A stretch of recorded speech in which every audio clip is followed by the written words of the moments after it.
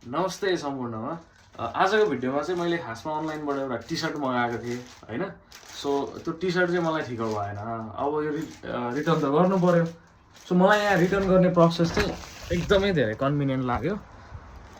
र यो आजको भिडियोमा चाहिँ म यो कसरी रिटर्न गर्छु होइन भन्ने कुरा चाहिँ म तपाईँहरूलाई देखाउने छु। एउटा राम्रो कुरा चाहिँ के हो भने घर यहीँ छ, त्यही पोस्ट लकर छ, पार्सल लकर छ।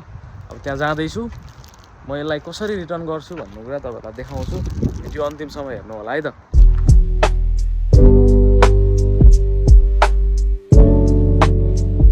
सो म चाहिँ पोस्ट लकरमा आइसकेको छु। अब म लकर खोलेर कसरी यो सामानलाई चाहिँ भित्र राख्छु तपाईँहरूलाई देखाउने छु है। खासमा चाहिँ यहाँनिर हामीलाई अनलाइनबाट यो पिन नम्बर अथवा चाहिँ क्युआर कोड दिएको हुन्छ।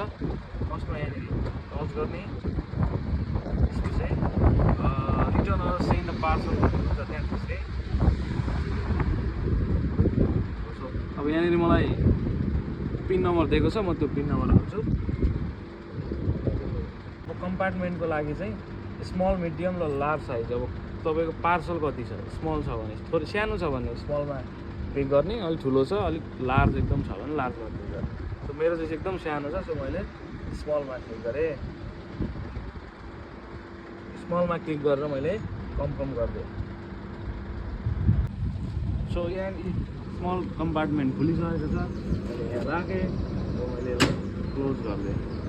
मैले चाहिँ यहाँ आएर मेरो पार्सल ट्याक्कसँगले चाहिँ रिटर्न गरिदिइसकेको छु। अब यहाँ चाहिँ कुनै पनि भनौँ न कुरियर ड्राइभर आएर यसलाई पिकअप गर्नुहुन्छ र जहाँबाट मैले पर्चेस गरेको त्यहाँ पुऱ्याइसकेपछि मलाई मेल आउँछ र पैसा रिफन्ड हुन्छ। कति सजिलो छ होइन। सो नेपालको केसमा पनि अब अनलाइन सपिङहरू एकदमै धेरै बढिरहेछ नि त होइन। सो चोकमा चाहिँ यस्तो खालको पार्सल लकरहरू भनौँ न बनाइदिने हो भने चाहिँ एकदमै धेरै सजिलो हुन्थ्यो। तर त्यसको लागि भनेको अब डिजिटल सिस्टम अलिक धेरै अपडेट गर्नुपर्छ।